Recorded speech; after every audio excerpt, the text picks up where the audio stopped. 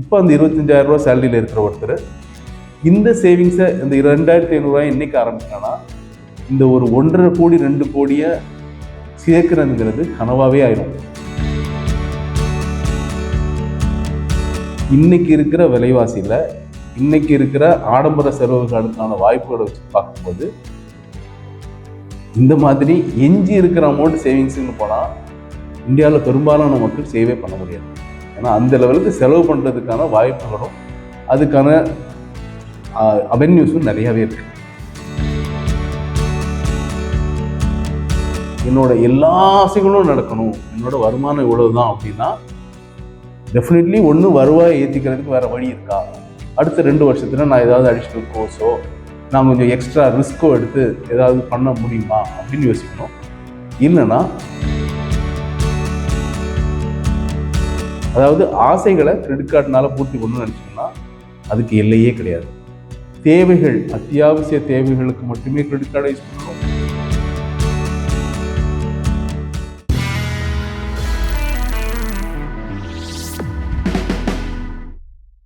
வணக்கம். நாங்கள் சமீபத்தில் எங்களோட ஒரு கஸ்டமர் இருக்காரு. அவர் கஸ்டமரோட ஆஃபீஸ்க்கு போயிருந்தோம். கஸ்டமர்கிட்ட எல்லாம் பேசி முடிச்சுட்டு வரும்போது அவங்க ஆஃபீஸில் வேலை பார்க்குற ஒருத்தர், அவர் கிட்டத்தட்ட 25,000 சம்பளம். சரி, நீங்கள் எங்களோட பாஸ் இவ்வளோ சம்பளம் வாங்கிக்கிறாரு, ஆனால் இவ்வளோ வருமானம் இருக்குது, அவரால் இன்வெஸ்ட் பண்ண முடியுது, நான் இவ்வளோ சம்பளம் தான் வாங்குறேன், அதனால் எனக்கு செலவே கரெக்டாக கையை கடிக்கிற மாதிரி தான் இருக்குது, அதுலேருந்து ஒன்றும் மிஞ்சுறது இல்லை, இப்படி இருக்கிற டைமில் நீங்கள் எப்படி நாங்கள் சேவ் பண்ண முடியுமா அப்படின்னு கேட்டாங்க. ஸோ அவருக்கு கொடுத்த அந்த அறிவுரையை தான் இப்போது நாங்கள் உங்களுக்காக பகிர்ந்துக்கிறோம். முக்கியமான விஷயம் என்னென்னா, தம்பு ரூல்னு ஒன்று இருக்குது. அதாவது எவ்வளோ வருமானத்தில் எவ்வளோ செலவுகள் வச்சுக்கலாம், ஆசைகள் எவ்வளவு, சேவிங்ஸ் எவ்வளவு அப்படிங்கிறதுக்கு ஒரு தம்பு ரூல் இருக்குது. 50% அத்தியாவசிய சேவைகள். அதாவது நீங்கள் 10,000 கால்குலேஷனுக்கு 10,000 சம்பளம் வாங்குற ஒருத்தருக்கு 5,000 அத்தியாவசிய சேவைகளுக்கு போயிடும். மற்ற ஆசைகள் எல்லாத்துக்கும் சேர்த்து ஒரு 30%, 20% சேவிங்ஸ்க்கு போகணும். ஸோ இதை எப்படி கட்டுப்பாடோடு நம்ம ஃபாலோ பண்ணுறது அப்படின்னு பார்த்தீங்கன்னா, நார்மலி எல்லாரும் பண்ணுறது என்னென்னா, சேவிங்ஸ் அப்படின்னாலே எஞ்சி இருக்கிற அமௌண்ட் செலவுகள் எல்லாம் பண்ணதுக்கப்புறம் எவ்வளோ மிஞ்சுதோ அது சேவிங்ஸ் அப்படின்னு பார்க்குறாங்க. இன்னைக்கு இருக்கிற விலைவாசியில் இன்னைக்கு இருக்கிற ஆடம்பர செலவுகளுக்கான வாய்ப்புகளை வச்சு பார்க்கும்போது இந்த மாதிரி எஞ்சி இருக்கிற அமௌண்ட் சேவிங்ஸ்ன்னு போனால் இந்தியாவில் பெரும்பாலான மக்கள் சேவே பண்ண முடியாது. ஏன்னா அந்த லெவலுக்கு செலவு பண்ணுறதுக்கான வாய்ப்புகளும் அதுக்கான அவென்யூஸும் நிறையாவே இருக்குது. அதனால் என்ன பண்ணணும், அந்த 20% சேவிங்ஸ்க்கு போகணும் அப்படிங்கிறத சொல்கிறது தான் முதல்ல எடுத்து ஒதுக்கி வைக்கணும். அதை அப்படி அப்புறப்படுத்திடணும். இது என்ன ஆனாலும் சரி, நான் என்னோட சேவிங்ஸை இந்த 20% பண்ணிடுவேன். மிச்சம் இருக்கிற 80% ஆசைகள், தேவைகள், அத்தியாவசிய தேவைகள் எல்லாத்தையும் பூர்த்தி பண்ணிப்பேன் அப்படிங்கிற ஒரு கட்டுப்பாடு இருக்கணும். இந்த கட்டுப்பாடு வராமல் போகிறதுக்கு காரணம் என்னென்னா, பெரும்பாலும் ஆடம்பர செலவுகளாக தான் இருக்கும். அதெல்லாம் விரலுக்கு ஏற்ற வீக்கம் இல்லாததான் இருக்கும்.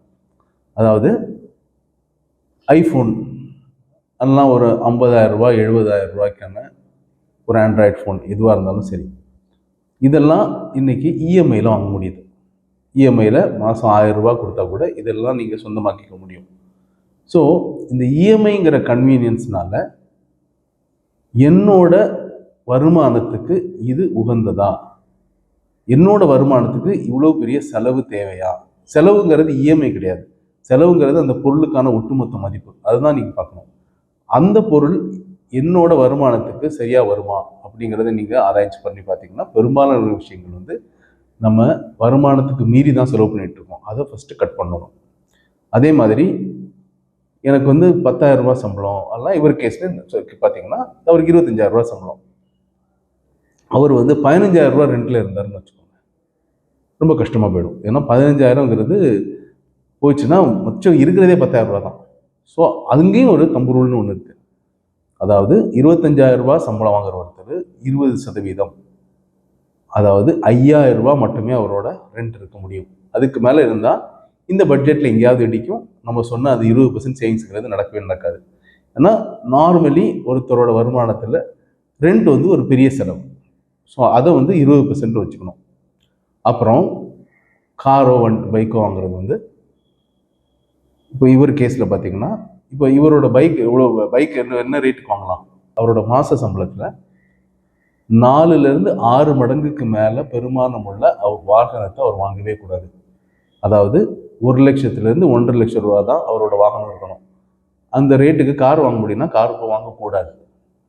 1,50,000 லட்சத்துக்கு பைக் வாங்கிக்கலாம். அதான் 6 மாதத்துக்கான சம்பளம். அதுக்கு மேலே அவர் செலவு பண்ணி வாகனம் வாங்கக்கூடாது. இஎம்ஐ கட்ட முடியுமா இருக்கலாம், பட் இதுதான் அதோட விலைன்னா 1,50,000 லட்சத்துக்கு மேலேனா அவர் அதுக்கு செலவு பண்ணக்கூடாது. அந்த செலவு இப்போதைக்கு அவரோட இதுக்கு வருமானத்துக்கு உகந்ததில்லை. நாளைக்கு வருமானம் இன்க்ரீஸ் பண்ணும்போது ஆகும்போது பண்ணிக்கலாம். அப்புறம் நம்ம 20-25,000 எக்ஸாம்பிள் தான் சொல்கிறோம், பட் இந்த பர்சன்டேஜ் ஆங்கிள்லேயே போட்டிங்கன்னா எல்லாத்துக்குமே இந்த அட்வைஸ் கரெக்டாக பொருந்தும். இப்போ இவரோட கேஸில் 25,000 ரூபா, ஒரு வருஷ சம்பளம் வந்து 3 லட்சம் ரூபா, 4 வருஷ சம்பளம்னு பார்த்தீங்கன்னா எவ்வளோ வருது? 3 லட்சம் இன்ட்டு 4 12 லட்சம் ரூபா. 12 லட்சம் ரூபாய்க்கு இன்னைக்கு சென்னையில் வீடு வாங்க முடியுமானா கஷ்டம், முடியாது. ஸோ இவர் இந்த பர்டிகுலர் இன்கம்ல இருக்கும்போது வீடு வாங்குறதை பற்றி யோசிக்கக்கூடாது. ஏன்னா நார்மலி ஒருத்தர் அகெயின் பட்ஜெட் கடக்காம இருக்கணும்னா வருஷத்தோட சம்பளம் என்னவோ அதோட 4 மடங்குக்கு மேலே பெருமானமான வீடை வாங்கக்கூடாது. அது வந்து அவங்களோட வருவாய்க்கு உகந்ததல்ல. இவர் கேஸில் 12 லட்சங்கிறது சென்னையாக இருக்கிற பட்சத்தில் முடியாது. ஒருவேளை இது ஏதோ சின்ன கிராமமாக இருந்து அங்கே போய் வாங்குறாருன்னா 12 லட்சத்துக்கு இடமோ ஏதோ வாங்க முடியும்னா வாங்கலாம். அதுக்கு மேலே 25 லட்சமோ 30 லட்சமோ அவுட்ஸ்கர்ட்ஸில் ஆனாலும் நீங்கள் செலவு பண்ணி தான் ஆகணும். அதனால் வீடு வாங்குறது இந்த டைமில் நடக்கக்கூடாது. எல்லாமே ஒருத்தர் ஒரு பர்டிகுலர் சம்பளத்தில் பூர்த்தி பண்ண முடியுமா அப்படின்னு கேட்டால் முடியாது தான். அந்த விஷயத்தில் ரொம்ப தெளிவாக இருக்கணும். என்னோட எல்லா ஆசைகளும் நடக்கணும், என்னோட வருமானம் இவ்வளவு தான் அப்படின்னா டெஃபினெட்லி ஒன்று வருவாயை ஏற்றிக்கிறதுக்கு வேறு வழி இருக்கா? அடுத்த 2 வருஷத்துல நான் ஏதாவது அடிஷ்னல் கோர்ஸோ நான் கொஞ்சம் எக்ஸ்ட்ரா ரிஸ்க்கோ எடுத்து ஏதாவது பண்ண முடியுமா அப்படின்னு யோசிக்கணும். இல்லைன்னா உங்கள் ஆசைகளை கட்டுப்படுத்தணும். இது ரெண்டுலேயும் ஏதாவது ஒன்றை காம்ப்ரமைஸ் ஆகாமல் நீங்கள் வாழ்க்கையில் உள்ள எல்லா சுகத்தையும் எல்லா பொருட்களையும் அனுபவிக்க முடியாது. அண்ட் இவர் கேஸில் எஸ்ஐபி என்ன பண்ணணும்னு கேட்டார். எஸ்ஐபிக்கு வந்து மினிமம் 10%, அதாவது 25,000 ரூபா சம்பளம் வாங்குறாருன்னா மினிமம் அந்த ஓவரால் சேவிங்ஸுங்கிறது 5,000 ரூபாய், அதாவது 20%, அதில் மினிமம் 10%, அதாவது 2,500 ரூபாய் மியூச்சுவல் ஃபண்ட் எஸ்ஐபியில் நீங்கள் பண்ணி ஆகணும். அது ஈக்விட்டி ஃபண்ட் எஸ்ஐபியில் பண்ணணும். அவரோட வயசு கிட்டத்தட்ட 35 வயசு தான். ஸோ அந்த வயசில் அவர் டெஃபினெட்லி மினிமம் 10% வந்து மியூச்சுவல் ஃபண்ட் எஸ்ஐபியில் பண்ணணும். தங்கங்கிறது அவரோட ஓவரால் இன்வெஸ்ட்மெண்ட்டில் 10-15% மேலே தங்கம் வெள்ளி சேர்த்து அதுக்கு மேலே இருக்கக்கூடாது. ஸோ இந்த ரூல்ஸை ஃபாலோ பண்ணணும். செலவுகளில் கண்ட்ரோல் பண்ணணும். கிரெடிட் கார்டு அவரால் வச்சுக்க முடியும்னு நினச்சிக்கணும். இப்போ அவரோட வருமானமோ வேறு ஏதோ வருமானத்தில் இருக்கவங்களோ கிரெடிட் கார்டு அவரால் அவங்க வச்சுருந்தாங்கன்னா இந்த கிரெடிட் கார்டு எங்கே யூஸ் பண்ணணும்னா, இன்றைக்கி எனக்கு ஒரு அத்தியாவசிய செலவு இருக்குது, ஏதோ காரணத்தினால ஒரு மெடிக்கல் செலவுனால எனக்கு வந்து எக்ஸஸாக செலவாகி போச்சு, கையில் காசு இல்லை, கரண்ட் பில் கட்டணும். கரண்ட் பில்லை ஆன்லைனில் கட்டுறதுக்கு கார்டை யூஸ் பண்ணலாம். ஆனால் இந்த மாதம் எனக்கு எல்லா செலவும் பண்ணியாச்சு, கிட்டத்தட்ட மாதம் முடிவில் கடைசியில் இருக்கேன்.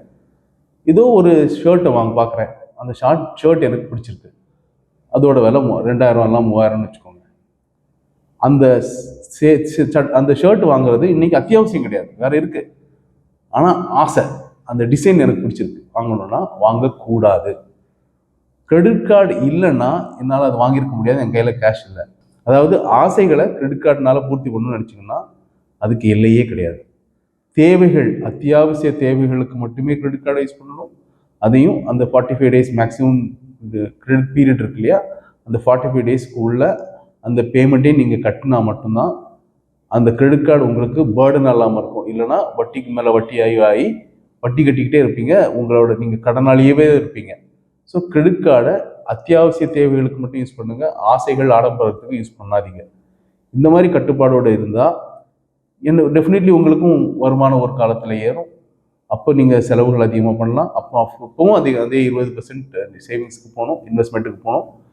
அண்ட் ஒரு பர்டிகுலர் ஸ்டேஜில் நீங்கள் ஒரு லெவல் ஆஃப் இன்கம்க்கு வரும்போது உங்களோட ஆசைகள் எல்லாம் பூர்த்தி பண்ணுற ஒரு நிலைமை வரும்போது மட்டும்தாமே அந்த ஆசைகளை பூர்த்தி பண்ணுமே தவிர அகலக்கால் வச்சு பண்ண ஆரம்பிச்சிங்கன்னா இன்வெஸ்ட்மெண்ட்ஸ் நடக்காது, சேவிங்ஸ் நடக்காது, கடன் கடன் கடன் மட்டுமே ஏறிட்டு இருக்கும்.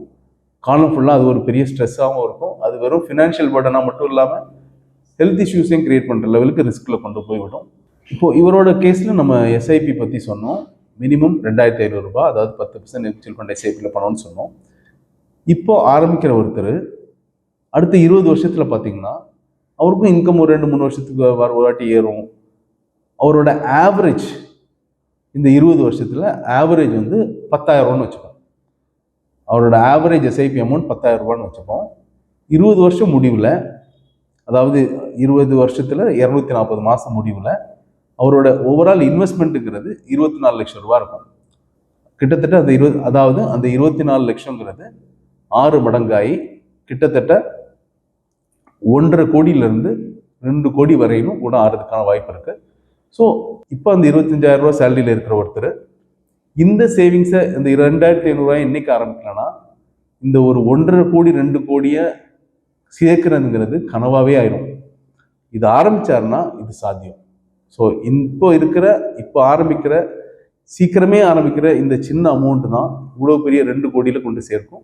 அந்த டிசிப்ளின் இன்னைக்கு ஆரம்பிச்சு இந்த சின்ன அமௌண்ட்ல ஆரம்பிச்சா மட்டும்தான் அங்கே கொண்டு சேர்க்கும்.